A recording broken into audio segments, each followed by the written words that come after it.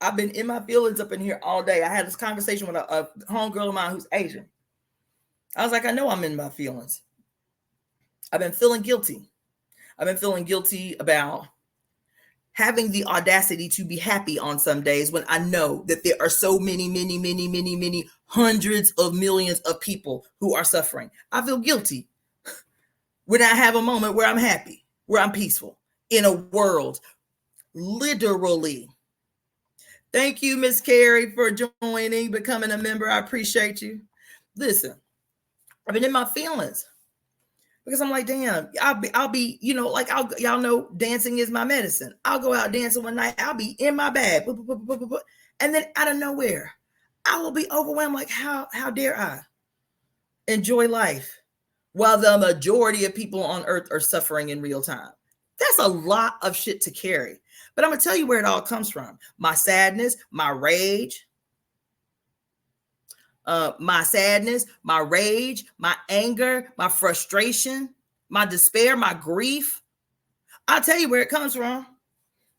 It comes from the fact that none of us have healthy outlets for the expression and expenditure of righteous indignation and rage. Somebody has to fucking pay. God damn it. Somebody has to pay, and they have not paid. Somebody has to pay. I'm sitting here, why am I driving through the city mad all the time? Mad. All the time. Every time I drive through some rich ass cracker neighborhood, I am angry as fuck. I'm like, damn, why am I angry? I'm angry because everything we set our sights on everywhere in the world that is a memorial to extreme opulent wealth, we all know belongs to us. There is no reason for anybody on earth to be starving, to be homeless, to be houseless, to be suffering, to not have adequate health care. Nowhere on earth should anybody be rich. We look around and see our goddamn stolen wealth, and we are being told perpetually that it's something the fuck else that we looking at. And ain't nobody paid for the crimes against us. Ain't nobody suffering. Ain't nobody uncomfortable. They walking around comfortable committing crimes against humans. They walking around and can sleep deep and well, doing yoga and shit as they commit genocide against the fucking world. I'm mad because me as a Black woman living in fucking America, I can turn on any one of these social media platforms any day of the fucking week and hear people talk about the obvious genocides happening in Sudan and in the Democratic Republic of Congo and in Palestine and all of these places. But everybody on the fucking planet is completely silent about the genocide that has been unending here in the United States from day one, unending and unebbed. It's so fruitfully colored, this genocide. It's so normalized, this genocide. The language about what we are witnessing is made to perpetually victimize the victims of ongoing genocide. Black, brown, and red human beings in this bitch right here today. People, it becomes so elusive to you to understand that gentrification is not some lapse in fucking public policy. It is one of the arms of the execution of genocide against Black, brown, and red people in this bitch. Gentrification is genocide. We can look at, I'm reading story after story after story about white people today. Story after story after story about white people who become foster parents and become adoptive parents because that shit is a cash cow, anywhere from $15,000 a month to $20,000 a month from the state to adopt some colored baby somewhere, and then are abusing them and even killing them. And we do not have the audacity, we don't have the goddamn courage to say this shit is genocide. The aggression against, the onslaught of the crimes against women and children of color in particular. 1 out of every 4 Native children will be taken from their reservations and forced into the goddamn foster care system. Native people make up less than 2% of the general population, but the children in the United States foster care system, Native children make up 14% of the foster care system. How does math work? because this shit is genocide. And because we glamorize America, we fucking paint it over and gloss it over with this extraordinary veil. But the Constitution of the United States of America is a document founded on genocide and holds up genocide right now today. Y'all mad about the goddamn Supreme Court, but y'all give the Supreme Court power. Not motherfucking Donald Trump. Y'all who are so hogtied to this mythology that the state has ever served you in any way. Anytime something has happened that looks like goddamn law or justice or something, you had to fight like absolute goddamn hell for the bare minimum. We give power to this bitch in our belief of it, of our adherence to it. And this is the day, baby. This shit is off the chain. We are in real time presented. They don't even have to create an illusion anymore. We are living today in a year where the only two real options for the presidency is two old crackers who both have a history of the exploitation of women and children, aggressions against women and children. And you think I didn't vote for Biden the first time when everybody out here was all demoralized because they felt betrayed by Bernie. He did betray you, and he set out to betray you. I couldn't tell my friends that because they were so tied to that shit, that this old white Jew was somehow representative of some hopeful future for them when he did exactly what he was fucking scripted to do, which was corral your asses, your socialists, your outliers that never would have participated, to corral y'all ass, betray your ass, so that the only fucking option that you had was to vote for Biden, a goddamn known criminal, an anti-African, anti-black, anti-poor, diabolical bastard, who we are still feeling the impacts of so many goddamn laws that he helped draft and institute under Clinton, who was another diabolical, genocidal goddamn lunatic. I'm sorry to go off, but today has had me in a day. We gonna have to stage a contest with this bitch. That's all there is to it. I'm telling you, because even now, y'all see, I don't clean up my language. I don't bite my tongue. What is going to be. If they yank my shit off the YouTube, I'm okay with that, because I'm not going to bite my tongue. Here we are. I'm like, damn, why is this fucking censorship so deep and so prolific? It is so, I ain't never seen no shit like it. Like, why is the censorship all across the board so deep? Movies aren't being censored. You understand? Music isn't being censored. But when you and I come up on here to have a conversation about what the fuck needs to happen to change the world, all of a sudden you can't say shit. Got y'all walking around here with goddamn watermelon earrings on. I'm not gonna be the one. Now, if I have to go old school and start burning motherfucking CDs with my message on it and handing that shit out for free, that's okay. I ain't opposed to scorch earth. I ain't opposed to old school organizing. I was doing this shit before the advent of social media, so I ain't got no problem going right back to old school shit. Who is fuzz? Who is fuck? You ain't gonna have me out here. How the fuck you gonna censor a conversation about sexual aggression, sexual violence, crimes against women, rape, and so on and so on? You gonna censor the language around it because people might be triggered, but not do anything to quell the behavior that garners the conversation in the fucking first place. Ain't nothing happening to curb the goddamn aggressions against women and children in the first place. This shit is orchestrated and designed. The same people who drag your goddamn elected officials around by a goddamn collar are the same who tell you what you can and cannot say on their institutions, on their social media. Man, motherfuck that. That's why I don't clean up my language. I debated about it for a long time. I tell y'all that all the time, but those of you who are new, y'all might not know, I've debated for a lot of time. And I, having 4 degrees, having 10 years of medical school, 3 years of school before that as a music major, having spent a great deal of my foundational years in circles with white people and white friends in white spaces, it is quite possible for me to clean up my language It is quite possible for me to do an entire presentation to you without using a single explicative and explain myself clearly and concisely and non-aggressively. I could comply to these demands of these faceless people on these social media outlets demanding that you don't say certain words if you want to maintain your monetization status. I could do that. I have done that. I've gone to many, many, many medical conferences at Yale for years, functioning as media to do a radio show, so on and so on and so on.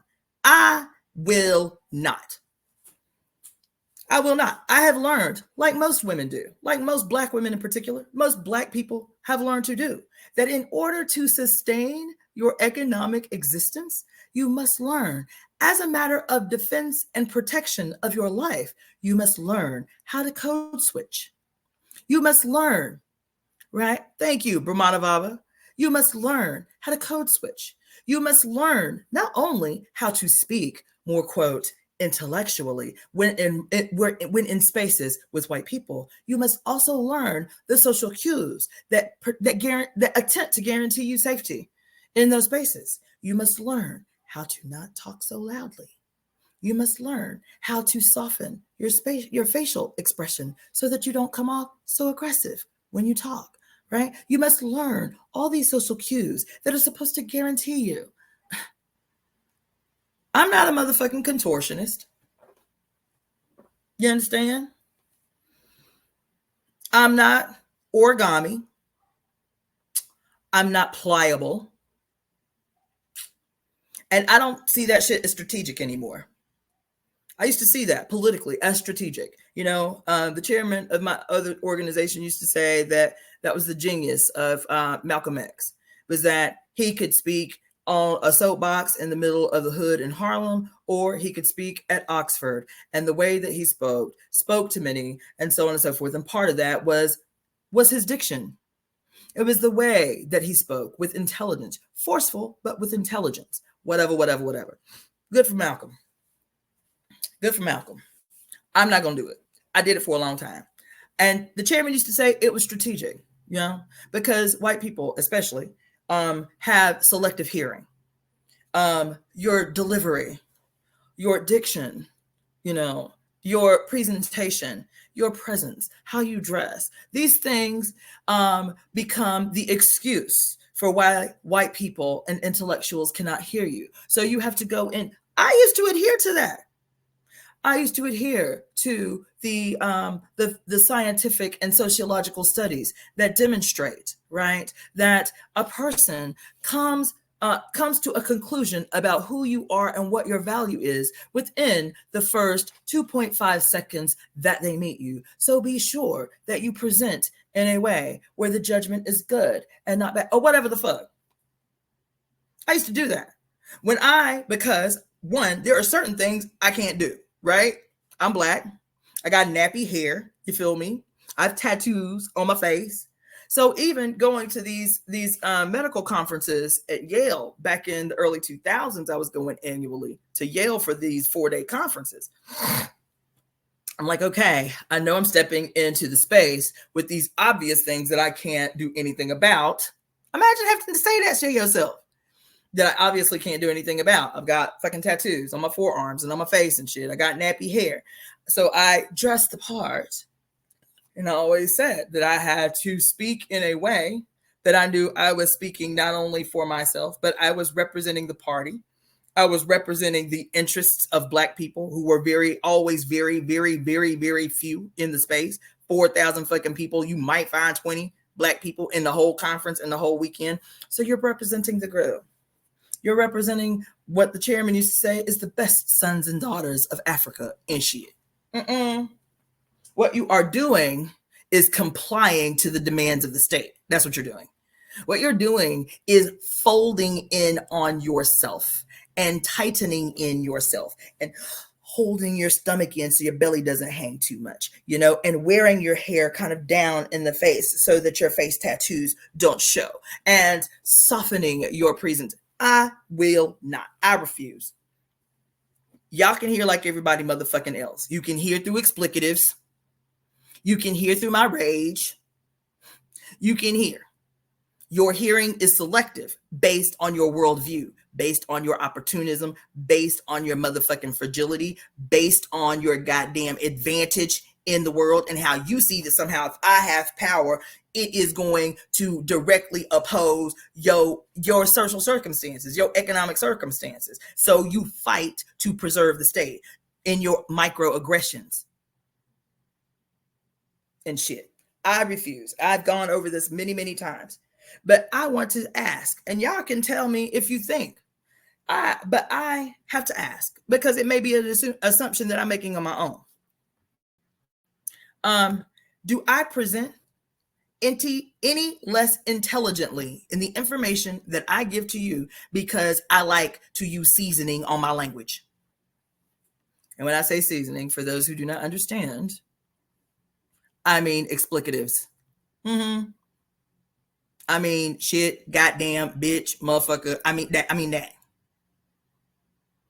Y'all, some of y'all will be like, but it just, I've heard this. Oh, it just shows a lack, of creative language. It's lazy language when you use curse words. I had somebody tell me that after a presentation, y'all. And at that presentation, I didn't go off. It was just like every now and again, damn or whatever, like very, gentle. It was a little gentle, a little gentle seasoning. You feel me? And somebody, child, my kid's age, had the nerve to tell me after the presentation, well, yeah, the information was really, really good. I would just say maybe without all the little colloquialisms. Bitch, 24 years old. I was like, child, did you get from the presentation what you needed? Yes, it was very informative. I said, okay, thank you very much. That's it. That's all I need to know from you. Fuck out of here. You know what I'm saying? Thank you, Kay and Dee Dee. Yeah. So at this age, and that's what I told y'all last time. If you find yourself getting your panties in a bunch from some explicatives, but you think you about to stage a contest with the goddamn most violent state in the history of humanity, you ain't in the right work. You ain't no revolutionary. You ain't no revolutionary. You can't take your feelings are hurt. You triggered by curse words. But you think you about to stage a contest with the most violent, wicked institution that has ever existed in the whole epoch of human existence. You ain't about that life, bitch.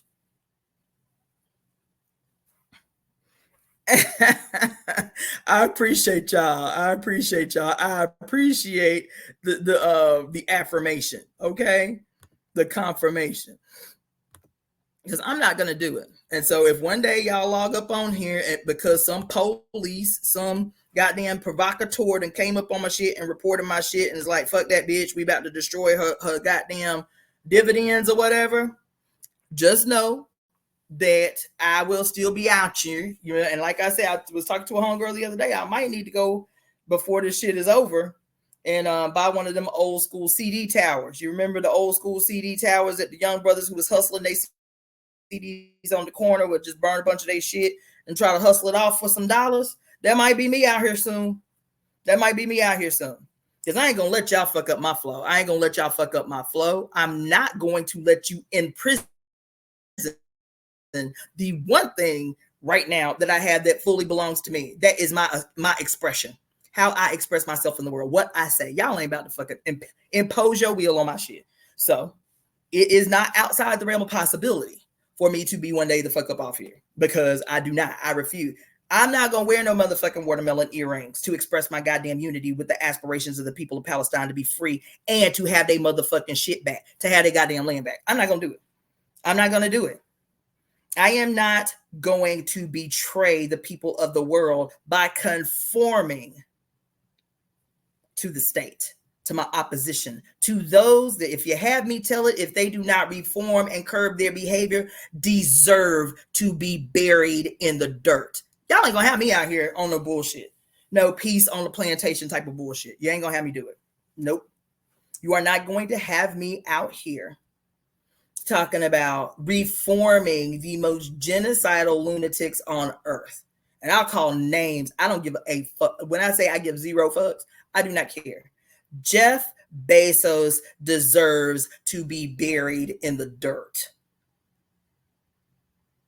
Genocidal lunatic that he is. But y'all still so busy giving rock star status to genocidal megalomaniacs. That goddamn, what's that dude's name? Elon Musk, who got these weird ass spaceship looking goddamn things flying all over the sky. Every time I turn around and see these little weird orbs with the little fucking weird trails, and somebody was like, oh, that's Elon Musk shit.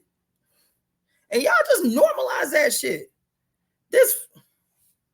I don't believe in reptilian conspiracy theories, but if they were real, that motherfucker is one. Outside of the fact that his family were apartheid fucking participants and amassed their wealth at the expense of cheap and free labor by African people, because they people them was goddamn continental invaders. Your wealth ain't gone away. The origins of your wealth ain't gone away. That bitch guilty too. Anyway, I'm done ranting. That shit today with that kid not throwing one blow as these motherfuckers was beating the shit out of him. That shit had my spirit fucked up. That shit had I do not believe on people. As a matter of fact, I told y'all last week I was up on that song. It came to my memory because about this Palestine shit. Everybody talking about peaceful resolution. There ain't no peaceful resolution to genocide. What the fuck are y'all talking about? What the hell is wrong with y'all? There is no peaceful resolution to genocide. And they talking about, the astrologer was like, well, we just need to pray for peace in the Middle East. No, the fuck we don't. No, the fuck we do not need to be praying for peace in the Middle East. If your prayers are not centered around justice, retribution, revenge, vengeance, avenging the poor and abused, vengeance, revenge, vengeance, retribution, redemption, reparations, then I know whose side you on. I'm just telling you, that's how clear my shit is. That's how clear my line is. If your idea of justice don't involve those things, I know whose side you on. That's how clear my line is. Your ass side with the motherfucking state, bitch. You are opportunist. You are an opportunist is what you are. Give just a little bit so that I'm still comfortable and can feel good about my life of opulence. I truly hope that there's another planet to where we as mothers and other countless divine mothers could be honored. No, we ain't looking for no other planet. Boo. No, the fuck we ain't. This our shit right here. This ours. And we gonna have to stage a contest for it. This is our shit right here. Now, I ain't looking to go nowhere. I ain't looking to escape nowhere. I ain't looking to go nowhere. This is our shit right here. We are the mother's children. She's saying, fight for your life. To fight for me is to fight for your life. That's what she's saying. All this escapism language, because I'm not talking about just you, sis. I'm saying this is a narrative too that's been imposed on us. All these movies about finding another Earth-like planet while you destroy the Earth you own. While you exploit the Earth you own. Nope. We gonna have to fight for our mother right the fuck here in real the fuck time on this real goddamn planet. That's what it is. We gonna have to fight like hell for her. We gonna have to scrap these bitches. This thinking, y'all. I'm telling you, I've been in here in a mood today because I'm like, I can't be up in here feeling guilty about the moments of happiness I have. I need a righteous place to express my goddamn rage, my violent, fiery rage. That's why everybody is sick, is they know something's wrong. But the police state then crafted in your brain that somehow you are not entitled to protect and defend your life, to fight for your life, to fight for the lives of those that you love, to fight for the lives of your brothers and sisters, even if you have never seen their face, your human brothers and sisters. This peace shit is going to destroy us. This peace on the plantation, this everybody just be still, everybody just be peaceful, everybody just stay quiet, everybody just clean up your language because it may trigger some way. You understand? Not me. I'm gonna make y'all mad every time that's my mission. I'm gonna make y'all mad every time I get the fuck up on it. I keep going back and forth. It's not separate. It's not separate from what I'm always talking about. Creating the new world in real time. Visioning the world that we want to see made real. But the world that we want to see made real is not just going to unfold magically because we wish it into being. That's never what I'm saying to y'all. And I hope y'all know that. I hope y'all understand that. That meditations and affirmations and manifestations about this new world that we want to create have to be partnered with real world fucking material action. Have to be partnered with action. And that action sometimes is going to be bodacious and radical shit. These motherfuckers are fighting for the preservation of the most wicked institutions on earth. That is what Palestine is about. That is what Sudan is about. That is what goddamn Congo is about. Is all these corporations being just told a few months ago that they cannot be held accountable for what the hell is happening in Congo as they extract billions of dollars of resources out of Congo. These motherfuckers are fighting to the numbers of millions of human beings death, unnecessary, untimely deaths a day, a year, a month for coltan, for minerals. And y'all think y'all gonna kumbaya y'all way the fuck up out of this shit. No. We gonna have to start throwing huge ass boulders into the goddamn machinery, baby. We gonna have to start having meetings face to face, one-on-one, with no gadgetry and no motherfucking phones to start organizing what the boulders in the goddamn machinery look like and how they function. This shit is ridiculous. This shit is fucking ridiculous.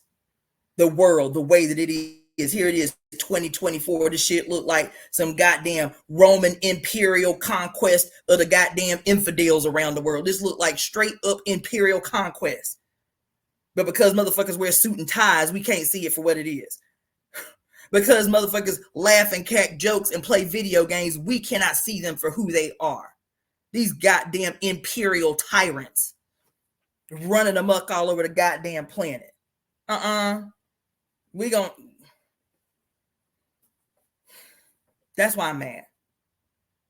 I shouldn't be the one turning in on myself feeling guilty. I have not done anything to the people of the world. I should not be feeling guilty. I feel guilty about happiness because these motherfuckers make themselves out to be so big. Remember what I did the other night?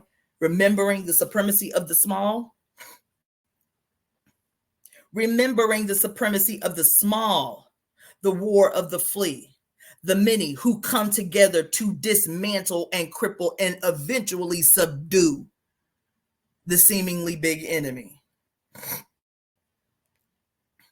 Remembering, putting forward, upholding the supremacy of the small. That is us, the victims of this bitch. That's us. We're going to have to go toe to toe with this motherfucker. And just like winning the war of the flea, it's going to be bit by bit, all of us together, bringing that bitch to its knees. And it ain't gonna be no goddamn demonstration. I really wish I could win y'all away from that dumbass shit. Use that energy somewhere else. Expend that energy into something real, material, impactful. And if you gonna go out there doing no goddamn demonstration and you know these motherfuckers are the most violent motherfuckers on earth, you better come prepared to defend your goddamn self and your goddamn demonstration. You let nobody pounce on you while pigs watch and laugh and shit. That shit had me so upset today. And so women, that's what we got on this for. The whole world needs to be set free. The whole world needs to be set free. Women are going to have to lead that motherfucking charge. We the only ones that have no stakes. Let me clarify. Women of color are going to be the ones that have to lead the charge because we are the only ones that have absolutely no stakes in the maintenance of this filthy fucking bitch. We, women of color, and teaching our children, we are the only ones who do not have no stakes whatsoever in the preservation of this wicked bitch. It's going to be us that lead the charge. And if white women want to be included, they are going to have to take a righteous position where they are not the fucking center for a change, and they use their position of privilege to uphold that which we lead. Men, even, yes, men of color, they cannot be in the center. No, bitch, in this day, you can't even have a voice. You can't even have a say-so. You cannot even have an opinion. Your loyalty has to be demonstrated by willful compliance, silent, willful compliance, using your position of privilege to cover, surround, protect, and uphold that which we goddamn lead. Outside of that, you a liar. You ain't about that life. I don't give a fuck how many goddamn RBG wristbands you got, how many motherfucking Free Palestine stickers and bumper stickers and shit you got. If you are not willing to remove your goddamn malignant ass from the center, you ain't about that life. Women have to lead this shit. Women have to lead this shit. Courageously lead this shit.